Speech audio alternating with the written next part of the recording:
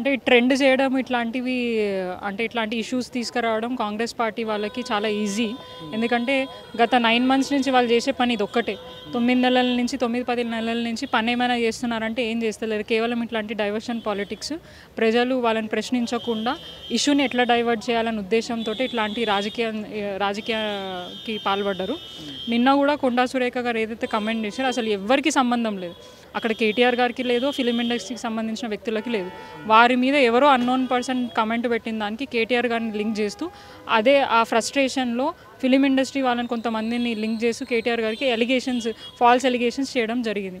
దీన్ని రాష్ట్రంలో ఉన్న ప్రతి ఒక్కరు ఖండిస్తున్నారు. ఎందుకంటే కేవలం ఒక్క ఫిలిం ఇండస్ట్రీ వాళ్ళే కాదు, కామన్ సిటిజన్స్ ఎవరు పోయి అడిగినా కూడా కొండా సురేఖ గారు మాట్లాడిన మాటలను మీరు ఎట్లా చూస్తారంటే వాళ్ళైతే సిగ్గుపడుతున్నారు. ఒక మంత్రిగా ఉండి అంటే నిన్నటిదాకా నా మీద ఇట్లాంటి మాటలు మాట్లాడిన వాళ్ళు ఇంకొక మహిళ గురించి అట్లా మాట్లాడడం అనేది నిజంగా చాలా సిగ్గుపడే విషయము. రాష్ట్రంలో ఉన్న మహిళలందరూ బతుకమ్మ సంబరాల్లో ఉండాల్సింది పోయి ఇప్పుడు ఇదే డిస్కషన్ జరుగుతుంది. ఎందుకంటే మహిళలు ఇప్పుడిప్పుడే బయటికి వస్తున్నారు. అంటే కొన్ని సంవత్సరాల నుంచి ఇప్పుడే బయటికి వచ్చి వాళ్ళు ఒక స్థాయిలో ఉన్న వాళ్ళు ఇట్లా మాట్లాడడం అనేది నిజంగా అసలు తీసుకోవాల్సిన విషయమే కాదు. ఈరోజు హయాంలో ఉన్నప్పుడు కేటీఆర్ ఏదైతే మంత్రి శాఖలో ఉన్నప్పుడు పురపాలక మంత్రిగా ఉన్నారు కదా, ఆ సమయంలో హీరోయిన్స్ని చాలా ఇబ్బందులు పెట్టిండు, ఫోన్ ట్యాపింగ్లోకి తీసుకొచ్చిండు. త్వరగా పెళ్ళిళ్ళు చేసుకోవడానికి కారణం కూడా కేటీఆర్ అని చెప్పి కూడా చెప్పడం, దీన్ని ఎట్లా అంటే 30 సంవత్సరాలు కూడా త్వరగానేనా? వాళ్ళు వారి గురించి తొందరగా పెళ్లి చేసుకోవాలి, వాళ్ళ జీవితాలనే నాశనం చేసేసిండు అన్న తీరులో మాట్లాడి అంటే దానికి ఏం ఆధారాలు లేవు కదండి. నోటికి ఎంత వస్తే అంత మాట్లాడుతున్నారు, ఆరోపణలు చేస్తున్నారు.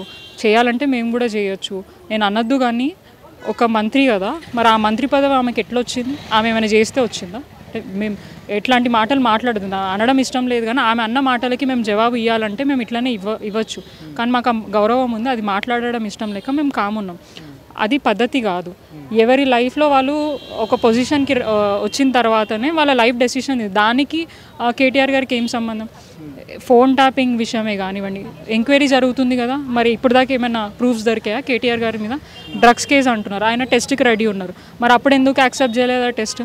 ఆయన దేనికైనా రెడీ ఉన్నాను అన్నారు. అంటే ఆ ఛాలెంజ్ యాక్సెప్ట్ చేయలేక చాతగాక వాళ్ళు, ఎందుకంటే ఆ ప్రూఫ్స్ ఉండవు కాబట్టి వాళ్ళు ఇట్లాంటి డైవర్షన్ పాలిటిక్స్ చేస్తున్నాయి. ఇప్పుడు రాష్ట్రం అంతటా కూడా మీరు చూస్తే కాంగ్రెస్ ప్రభుత్వం వచ్చిందే మహిళల పేర్లు చెప్పుకొని, 6 గ్యారంటీల పేర్లు చెప్పుకొని. అది ఇప్పుడు మహిళలు అడగద్దు. ఇప్పుడు బతుకమ్మ సీజన్, చీరలు అడగద్దు, డబ్బులు అడగద్దు, అవన్నీ డైవర్ట్ చేయడానికి. అండ్ 2 రోజుల నుంచి గత నెల నుంచి హైడ్రా ఇష్యూ నడుస్తుంది. వారం నుంచి అయితే ఎక్కువ డిస్కషన్ నడుస్తుంది. బీఆర్ఎస్ పార్టీ నాయకులు హైడ్రా బాధితులని సపోర్ట్ చేస్తున్నారు. వీళ్ళని ఎట్లా కంట్రోల్ చేయాలి, వీళ్ళని ఎట్లా అక్కడి నుంచి డైవర్ట్ చేయాలన్న ఒక ఇష్యూ, ఆ ఇష్యూ, ఇట్లాంటి ఇష్యూని తీసుకొని వస్తున్నారు. అండ్ వాళ్ళు అంటే మేము ఏం చేస్తున్నాం, కేవలం పోయి వాళ్ళకి సంఘీభావం తెలుపుతున్నాం. వారికి ఏం కాకుండా చూస్తాం, మా పార్టీ తరఫున వాళ్ళకి సపోర్ట్ చేస్తామని మాత్రమే చెప్తున్నాం. అక్కడ పోయి మేమేం దాడులు చేస్తలేరు, ఇష్యూస్ చేయట్లేదు, ధర్నాలు చేయట్లేదు ప్రభుత్వ పరంగా. కేవలం మా బాధితులను సపోర్ట్ చేయడానికి వెళ్తున్నాం. అక్కడ కూడా కేటీఆర్ గారిని అడ్డుకోవడం, వాళ్ళ కాంగ్రెస్ నాయకులు పోయి కేటీఆర్ గారి కాన్వాయ్ మీద ఎక్కి ఇష్యూ చేయడం. అంటే రాష్ట్రంలో ప్రజానాయకులకే అంటే సెక్యూరిటీ లేకుండా పోతుంది. కామన్ సిటిజన్స్కి ఎక్కడ సెక్యూరిటీ ఉంది? గత 9 నెలల నుంచి చూసుకుంటే మొత్తం రాష్ట్రం అంతటా కూడా నాశనం చేశారు. ఎడ్యుకేషన్ సరిగా లేదు, హెల్త్ సరిగా లేదు, క్రైమ్ రేట్స్ పెరుగుతున్నాయి. ఇవన్నిటిని కూడా గాలికి వదిలేసి కేవలం ఈ డైవర్షన్ పాలిటిక్స్ జరుగుతున్నాయి గత 9 మంత్స్ నుంచి 10 మంత్స్ నుంచి. అప్పుడు రాష్ట్రం అంటే వాళ్ళు కాంగ్రెస్ ప్రభుత్వం వచ్చిన తర్వాత కాళేశ్వరం అని తీసారు, రాష్ట్రంలో డబ్బులు లేవని చెప్పినారు. తర్వాత కేటీఆర్ ఫోన్ ట్యాపింగ్ అని చెప్పేసి అని అన్నారు. ఇట్లా ఏదో ఒక ఇష్యూని తీసుకొని వచ్చి ప్రజలు డెవలప్మెంట్ గురించి మాట్లాడకుండా చేయడానికి మాత్రమే ఇవన్నీ జరుగుతున్నాయి. సీఎం రేవంత్ రెడ్డి గారికి మాత్రం ఇది చాలా వెన్నతో పెట్టిన విద్య అనండి. ఈజీగా వారి డైరెక్షన్స్లోనే ఇవన్నీ నడుస్తున్నాయి. వారు చెప్పిండ్రు కాబట్టి ఈరోజు కొండా సురేఖ గారు ఇట్లా మాట్లాడుతున్నారు. ఎందుకంటే వారు ఎప్పుడు కేటీఆర్ గారి గురించి మాట్లాడినా సబ్జెక్ట్ గురించి మాట్లాడారు, డెవలప్మెంట్ గురించి మాట్లాడారు.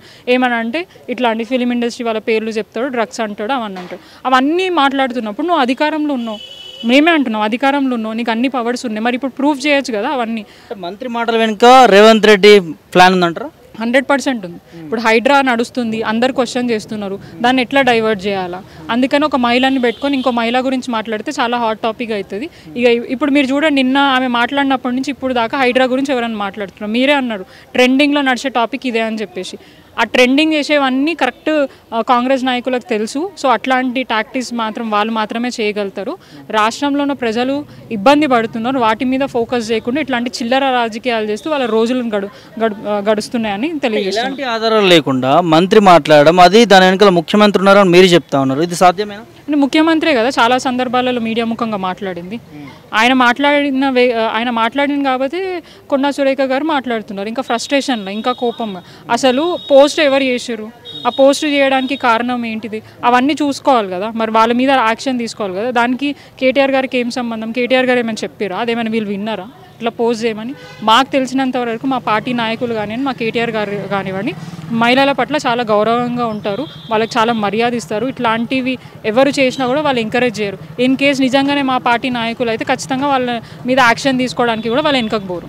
అంటే ఆ పోస్ట్ చేయడం వల్లనే నేను ఇలాంటి వ్యాఖ్యలు చేయాల్సి వచ్చింది, కేటీఆర్ మాత్రం ఎక్కడ కూడా వదిలిపెట్టేదే లేదు అని చెప్పి మంత్రి మాట్లాడతాం. మేము కూడా కొండా సురేఖ గారిని ఎక్కడ వదిలిపెట్టేది లేదు. ఆమె ప్రూఫ్స్ ముందు పెట్టి మాట్లాడితే మాకు కూడా అది నిజము అని మేము నమ్ముతాం. ఎవ్వరు కూడా నమ్మట్లే. వారు డే 1 నుంచి అధికారంలో ఉన్నప్పుడు, అధికారం లేనప్పటి నుంచి కూడా ఇవే మాట్లాడుతున్నారు. సరే అప్పుడు మాట్లాడినప్పుడు వాళ్ళకి చేత కాలే కదా, ఇప్పుడు వాళ్ళకి పవర్ వాళ్ళ చేతిలోనే ఉంది కదా, మరి ప్రూఫ్ చేయొచ్చు కదా. ఒకవేళ నిజమే ఉండుంటే ఫోన్ ట్యాపింగ్ జరగలేదంటారా మంత్రి కొండా సురేఖ? 100% జరగలేదు. ప్రూఫ్స్ చూపించమనండి. ప్రూఫ్స్ చూపించి ఎవరైనా కూడా, నేను కూడా చాలా ఆరోపణలు చేస్తానండి. లాస్ట్ టైం రేవంత్ రెడ్డి గారు కూడా వాళ్ళ కాంగ్రెస్ నాయకుల మీద ఫోన్ ట్యాపింగ్ చేసిండని నేను కూడా చెప్తా. ఇక చెప్పినంత మాత్రం నిజం అయిపోతుందా? దేనికైనా ప్రూఫ్స్ ఉండాలి. ఆధారాలు లేకుండానే మంత్రి గారు మాట్లాడినంటారా? అంతే కదా. తొందరలో బయట పెడతామని కూడా మాట్లాడుతున్నారు. పెట్టమనండి. పెడితే అప్పుడు మేమందరం సైలెంట్ అయిపోతాం. ఆమె పెట్టి మాట్లాడేది ఉంది. నిన్న మాట్లాడిన మాటలు కూడా ఒకవేళ ఇప్పటికీ కూడా లేట్ కాలే, ఆమె దగ్గర ఆధారాలు ఉంటే ఇప్పుడు పెట్టమనండి. నిన్నటి నుంచి ఆమె మాట్లాడిన తర్వాత ఆమె ఆడియోలు అన్నీ వైరల్ అవుతున్నాయి, అవి చూసుకోమనండి. వాళ్ళ ఇంట్లో ఏం జరుగుతుందో అది చూసుకోమనండి. ఇంకొకరి ఇంటి మీద పడడం కాదు, ఇంకో ఆడపిల్ల మీద మాట్లాడడం కాదు. ఒక ఆడపిల్లగా ఆడబిడ్డగా నాకు ఇంత ఇబ్బంది అవుతుందని ఆమె అంత ఆవేదన తోని మాట్లాడుతుంది కదా. మరి వారికి కూడా ఒక బిడ్డ ఉంది, వారి బిడ్డ వయసే కదా. సమంత గారు కానివ్వండి, ఇంకెవరైనా కానివ్వండి, వారి మీద అట్లా ఎట్లా మాట్లాడాలనిపించింది ఆమెకి? ఇదంతా ఇన్కన్వెన్షన్ నుంచి స్టార్ట్ అయింది. అసలు ఇన్కన్వెన్షన్ వెనుక కూల్చకపోవడాన్ని ఎట్లా చూస్తారు? అంటే ఇప్పుడు ఇన్కన్వెన్షన్ వల్లనే కేటీఆర్ గారిని ఇట్లా ఉద్దేశించి మాట్లాడినాను అన్నారు. సో అప్పుడు మేమేం యాక్షన్, బీఆర్ఎస్ పార్టీ పవర్లో ఉన్నప్పుడు యాక్షన్ తీసుకోలేదు. ఇప్పుడు కాంగ్రెస్ పార్టీ పవర్లోకి వచ్చినాకనే కదా యాక్షన్ తీసుకోండి. మరి వాళ్ళు ఎవరిని రమ్మంటే వీళ్ళు ఎవరిని పంపించలేదు. మరి ఆ క్వశ్చన్ కూడా మేము రైజ్ చేయాల్సి వస్తుంది కదా. కొండా సురేఖ గారు ఎవరిని అడిగినారు? పంపించకపోతే రేవంత్ రెడ్డి గారు కూల్చేసిండ్రా? అట్లా మేము మాట్లాడినామా? సో ఇట్లాంటి చర్యలు అంటే ఒకరి మీద మాట్లాడేటప్పుడు ఆలోచించి మాట్లాడితే బాగుంటుంది. ఇట్లాంటి పిచ్చి పిచ్చి మాటలు మాట్లాడడం బంద్ చేసుకొని, ప్రజలు ఎన్నో సమస్యల మీద ఇబ్బంది పడుతారు, వాటి మీద ఫోకస్ చేయాలని చెప్పేసి మేము రిక్వెస్ట్ చేస్తున్నాం. ఇప్పటికీ కూడా లేట్ కాలే, కేవలం 10 నెలలే అయింది. ఇంకా వాళ్ళకి 4 నెలలు 4.5 years టైం ఉంది. ఆ 4.5 yearsలో వాళ్ళు చెప్పిన ఏవైతే గ్యారంటీస్ ఉన్నాయో అవి ఫుల్ఫిల్ చేయమనండి. కేవలం ఈ హైడ్రా 4th సిటీని బేస్ చేసుకొని వాళ్ళు డేస్ని, అంటే ఎవరు దాని గురించి మాట్లాడకుండా ఉండడానికి రోజుకొక ఇట్లాంటి డైవర్షన్ పాలిటిక్స్ తీసుకొస్తున్నారు. సో ఎన్ని రోజులు అయినా కూడా ప్రజలు యాక్సెప్ట్ చేయరు. డెఫినెట్గా వాళ్ళు కూడా క్వశ్చన్ చేస్తారు. రేపటి రోజున ఈ కాంగ్రెస్ నాయకులు ఒకవేళ బయటికి పోతే ఖచ్చితంగా వాళ్ళని ప్రశ్నించడానికి ప్రజలందరూ సిద్ధంగా ఉన్నారు. చివరిగా ఏం చెప్తారు? ముఖ్యమంత్రికి కావచ్చు, మంత్రికి వ్యాఖ్యలు చేసిన మంత్రికి కావచ్చు, బీఆర్ఎస్ నేతగా మీరు డిమాండ్ చేస్తారు? అంటే ముఖ్యమంత్రికి చెప్పడం వేస్ట్, వాళ్ళ మంత్రులకు చెప్పడం వేస్ట్. వాళ్ళ అధినాయకత్వానికి ఎవరైతే రాహుల్ గాంధీ గారు ఉన్నారో వారు దేశ రాజకీయాలలో చాలా పెద్ద పెద్ద మాటలు మాట్లాడతారు. మాది చాలా స్వేచ్ఛ ఉన్న పార్టీ, మేమందరికీ కలిసి ఇట్లా ఒక డిసిప్లిన్ ఉన్న పార్టీ అని చెప్పి మాట్లాడుతున్నాను. డిసిప్లిన్ తప్పిన సీఎం రేవంత్ రెడ్డి గారిని కంట్రోల్లో పెట్టుకోమని చెప్పేసి రాహుల్ గాంధీ గారిని రిక్వెస్ట్ చేస్తున్నాము. రాష్ట్రంలో జరిగే ఇష్యూస్ను, అంటే దేశంలో జరిగే ఇష్యూస్ మీద కాకుండా రాష్ట్రంలో మీ పార్టీ నాయకులు చేసే కమెంట్స్, చర్యల మీద ఫోకస్ చేయాలని చెప్పేసి నేను రిక్వెస్ట్ చేస్తున్నాను.